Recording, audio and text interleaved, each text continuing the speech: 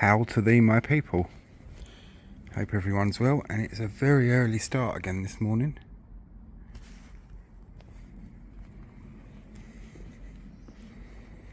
(6:45), and we have arrived at London's longest street, Rotherhithe Street, which was once much longer.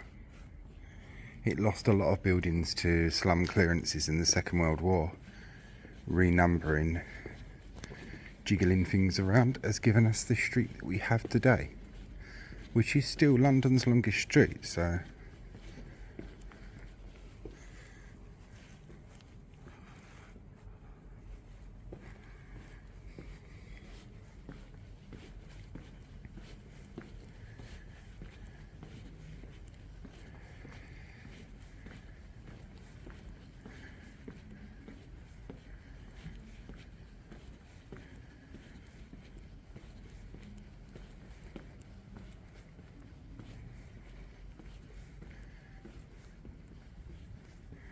and the advantage to doing these early is you can see how empty it is.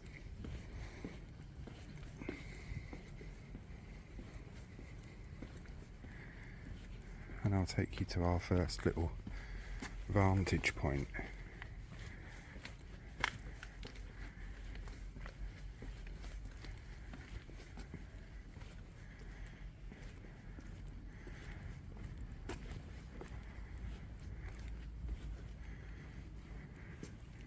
Look at the old crane there, look.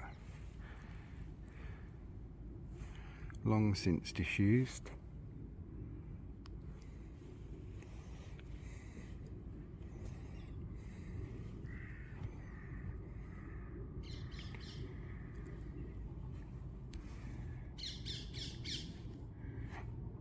Tower Bridge.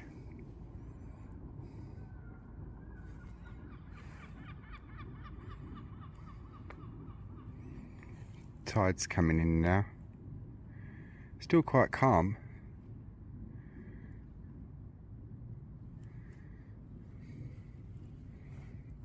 And I'll take you back down these stairs and back onto Rotherhithe Street.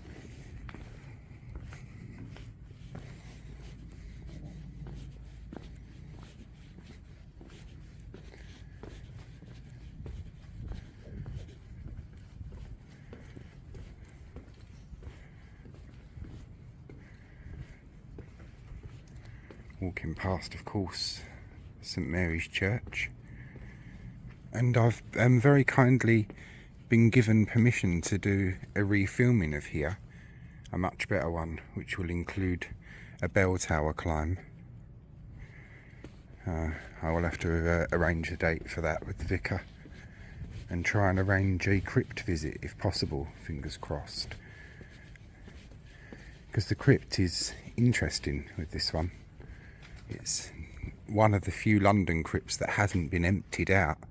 What they did when the Burials Act came in and they banned further burials in parish churchyards, a lot of the crypts cleared themselves out and had the remains moved to places like Brookwood Cemetery and whatnot.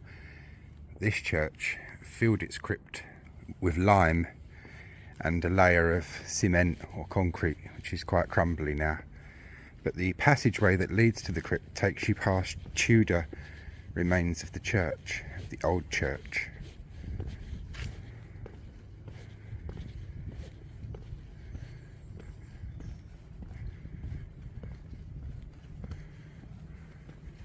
Works in progress.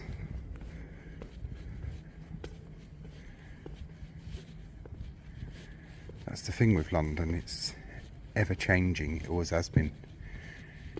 And while it still thrives, it probably always will be.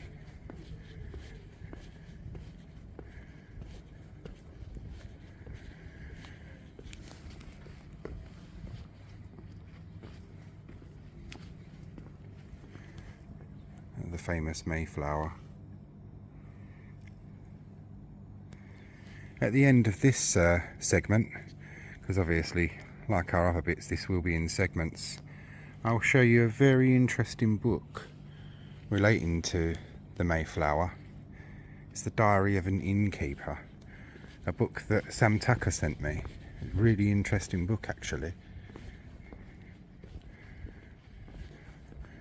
That's our first piece of history. Well, there's history all around us in Rotherhithe Street. Well, this bit anyway.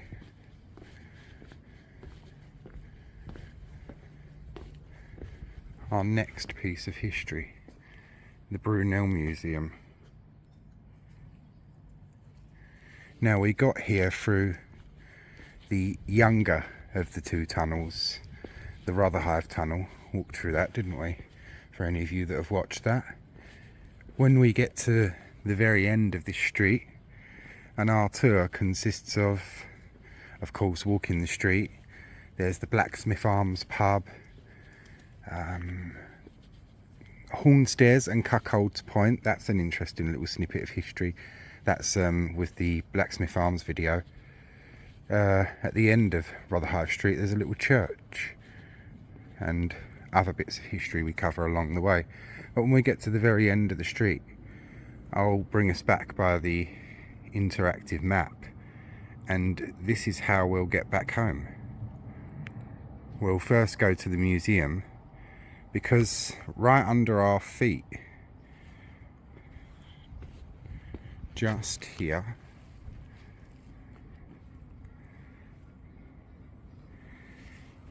is the world's first tunnel that was put under a navigable river, built by the two famous Brunels, Mark Brunel and his son Isambard Kingdom Brunel. And Isambard Kingdom Brunel nearly lost his life in that and refused to go back down it again, and his father finished the work. But yeah, we'll cover the museum and then we'll travel back home to my side of the river on the train through the world's first tunnel under a navigable river.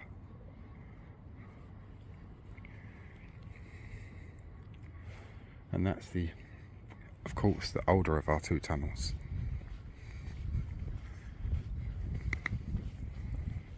What's great about a lot of our walk along here and our vantage points is that they are wheelchair accessible too.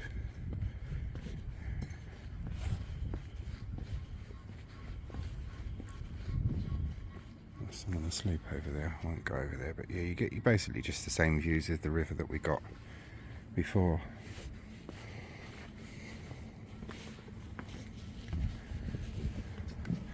Someone asleep on the bench. Seaford House, 1930s social housing. The Salters, Alfred and Ada Salter, they were responsible for a lot of the social housing projects that went up around here.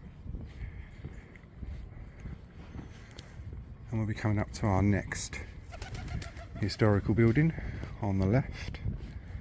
Oh, it's quite chilly this morning, I'll say that for it.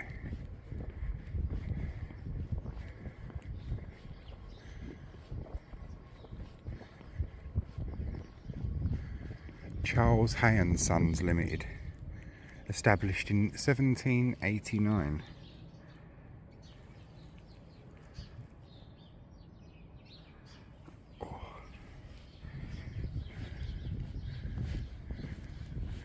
There is a plaque. 135 Rotherhithe Street. This listed mid-19th century building has been occupied by Charles Hay and Sons, established since 1789.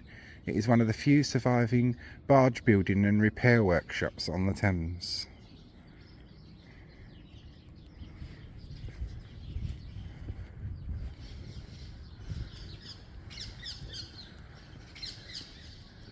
And we can't give these, walk past these two fellows and ignore them, can we? The Pilgrim Fathers. If you watch my tour of the Mayflower pub, you'll catch all the information on this, which is on the Pilgrim Fathers, how they settled, how they were helped to settle by the natives of America. And this statue is basically from See the boy, he's reading the Sunbeam Weekly. There is a pilgrim father, the ghost of a pilgrim father, standing behind the boy. And in the Sunbeam Weekly is the story of what America became and has become. And the pilgrim father is quite shocked. Pilgrims were not into, the Puritans were not into enjoyment and licentiousness and things like that. So yeah, I think any Puritan would probably be shocked at the state of modern day England and America today. And the Thames Path, if you want to follow it, which is another route, takes you all the way down that way. But of course, our route is London's longest street. Little garden parky area through there. Smells of piss.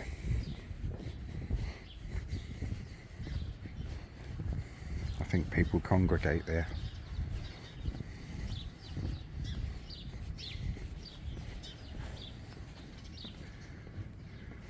Here we are, back out onto the street. And we come in. Oh, they look like swifts. I don't know if that was or not. But yeah, they were very quick anyway. Yeah, we have a mixture of the modern and some old as we go along Rotherhithe Street.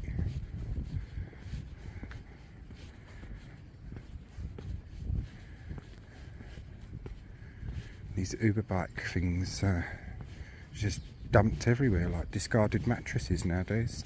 I think they get picked up and taken back to their points of origin.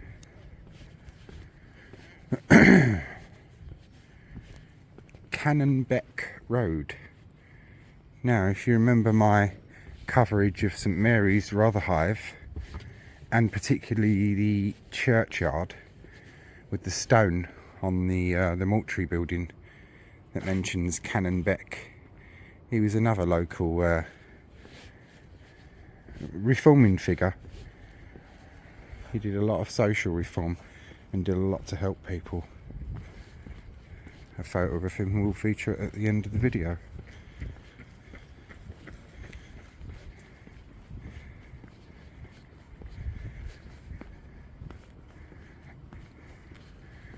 Apart from the odd jogger and early morning walker, it's pretty quiet along here.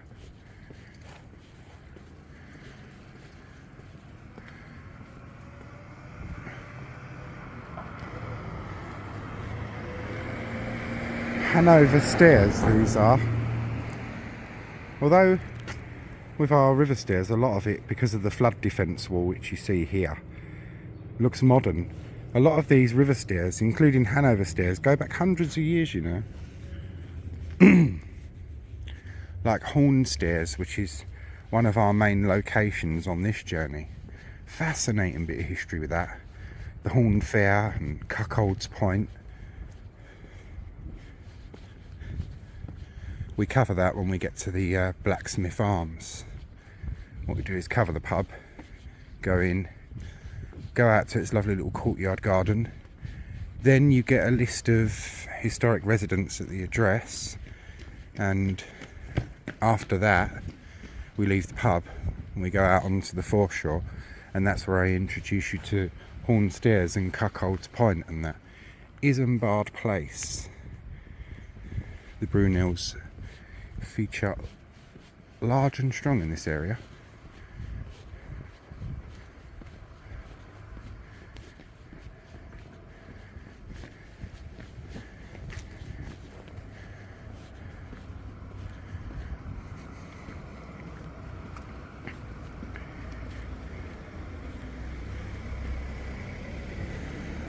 And you will remember the little glimpse of the red structure I gave you in our coverage of Rotherhithe Tunnel, the tunnel shaft.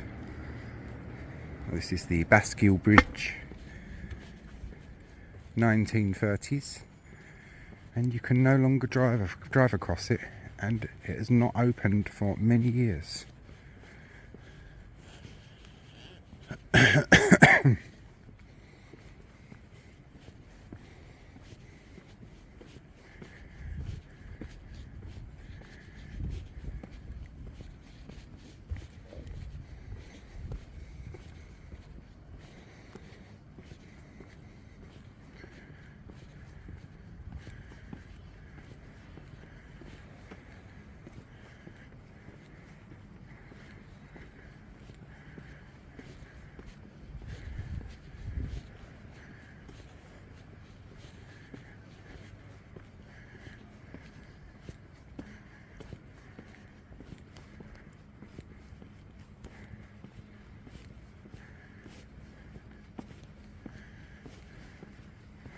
There is the much elusive tunnel shaft.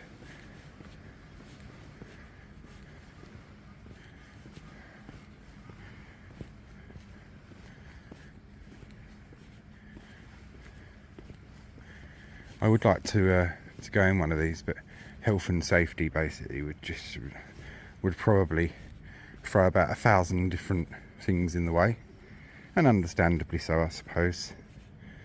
And my magical keys of magicalness, although some of them would probably, one of them would probably work, the place is heavily covered with CCTV, so being arrested is not something that I fancy.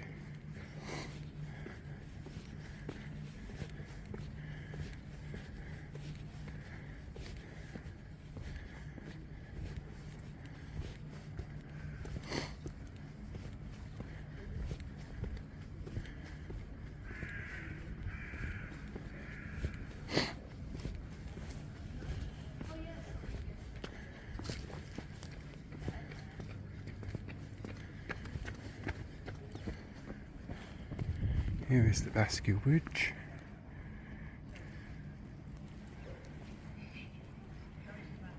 There's a pigeon up there.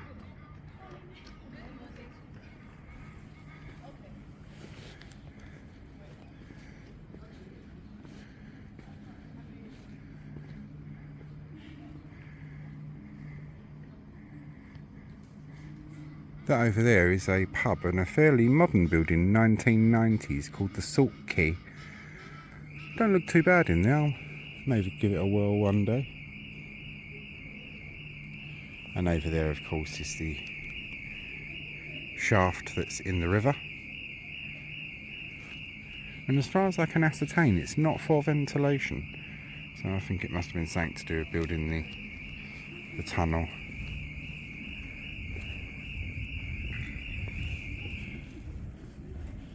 If I ever see one of the tunnel workers, I shall ask them.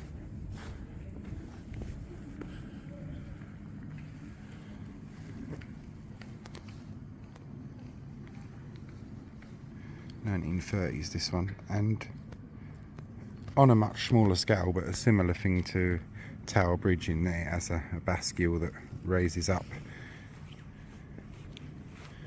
That once would have allowed ships to go into the old Surrey Grand Canal.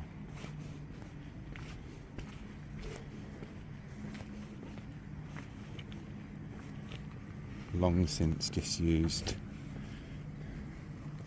and blocked up, as we can see over here.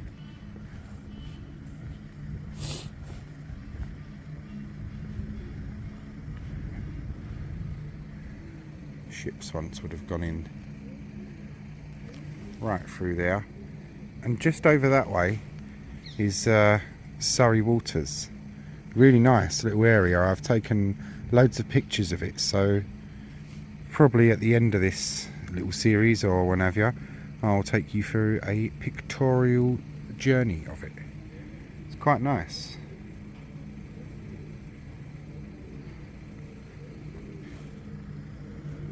I didn't film there because I was warned by some local friends to be careful with my phone because it can be a bit dodgy, so I discreetly took pictures. And it was completely empty, so we are still on Rotherhithe Street.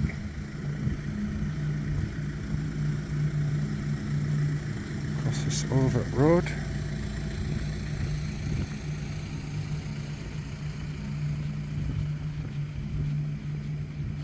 There's the Salt Key. Opens at 4 on weekdays and 12 on Sundays and Saturdays. And just through here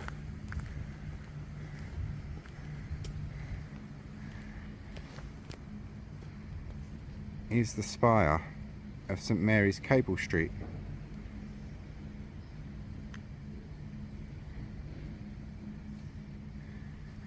A very visible thing when you're along the river. A lot of the church spires were designed like that.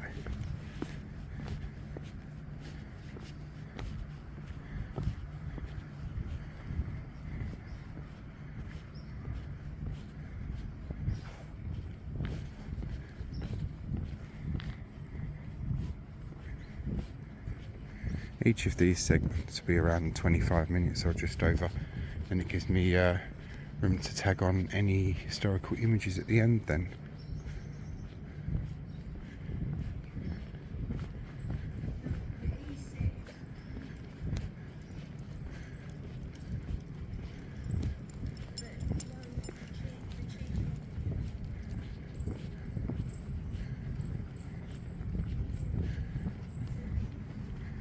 A lot of modern buildings.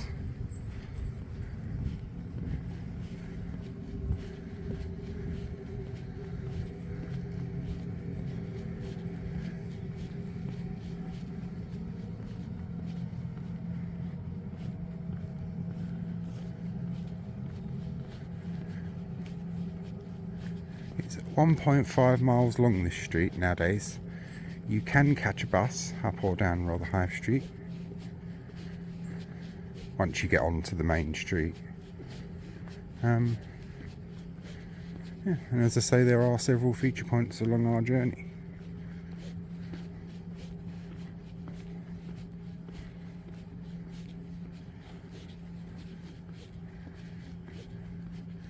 And even some of these new builds that went up in the 90s and early 2000s. I mean, for modern buildings, they're tasteful enough. I mean, some of them have even got turrets and things on them, like that one.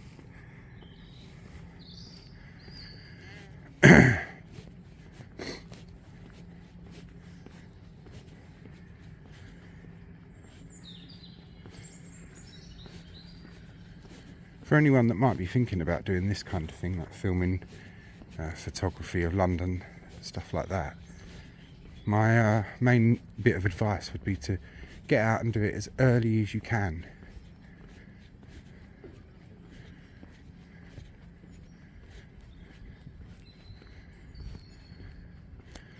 It's usually nice and quiet.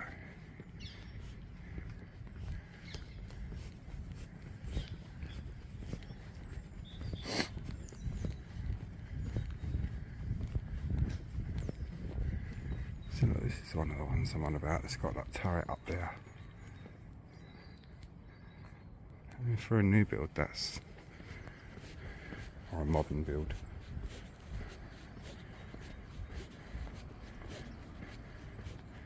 A C10, the buses that you can catch.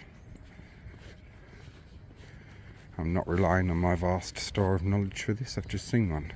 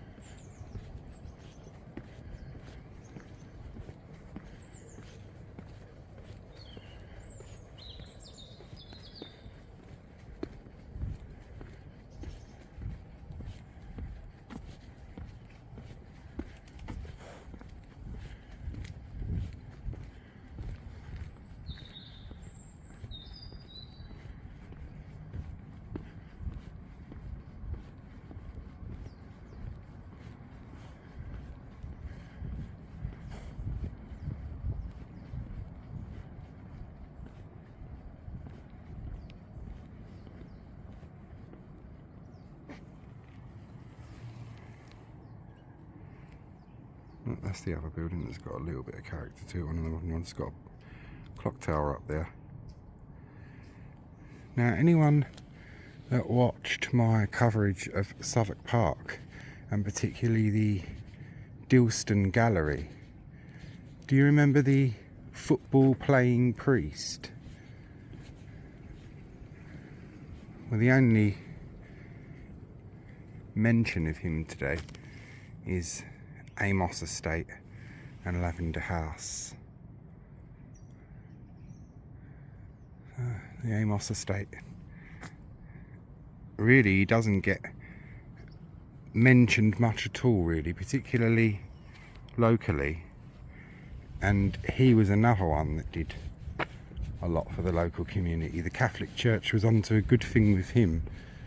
A winning goal scoring England playing football priest. What better for the boys clubs than that?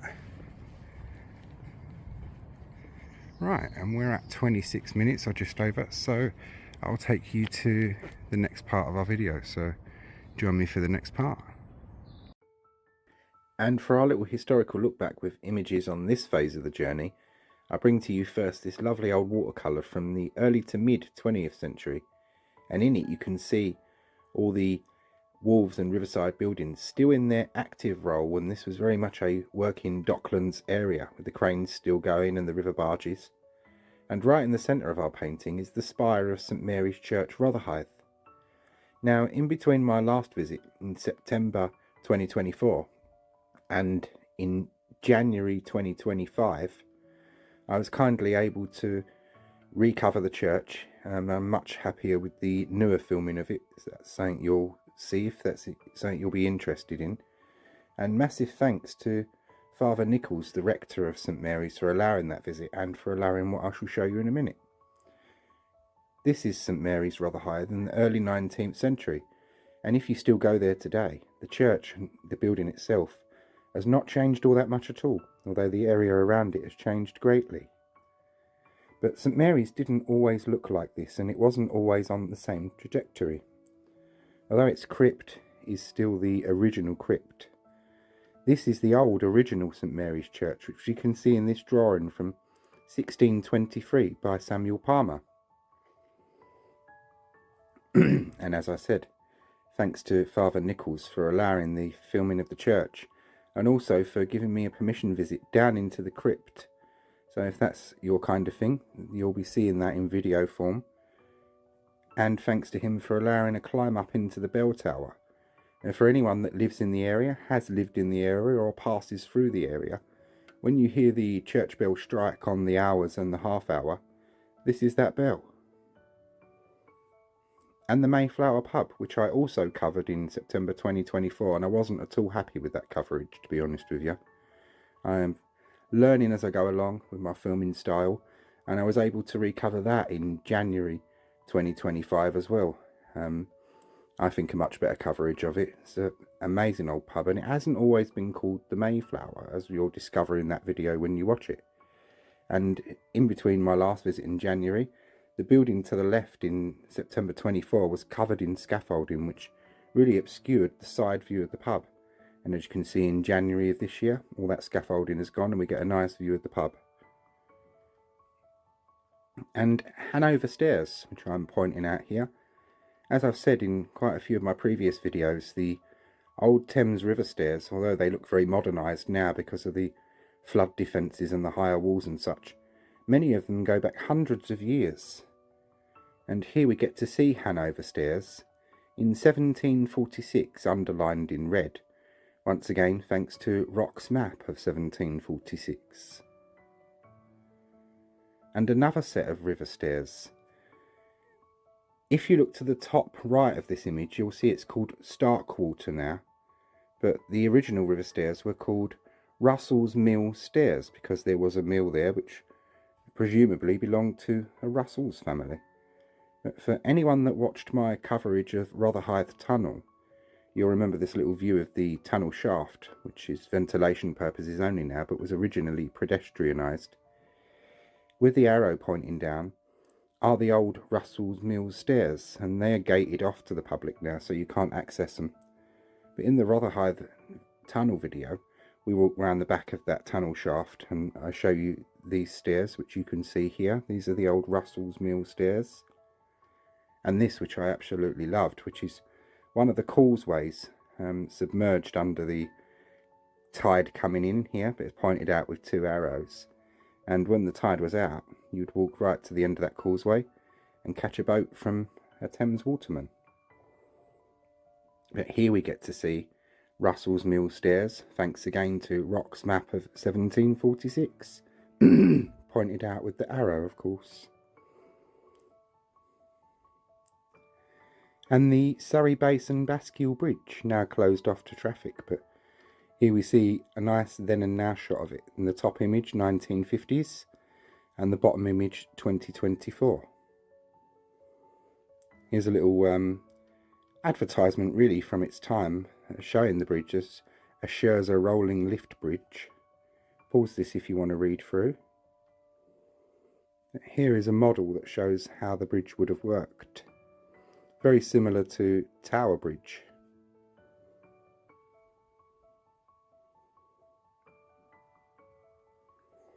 And just past the bridge, where all the new builds and everything are now, this is what it looked like, the old Rotherhithe Street back in the day. This image dates from the 1950s or 60s. And the houses that you can see, the taller ones there,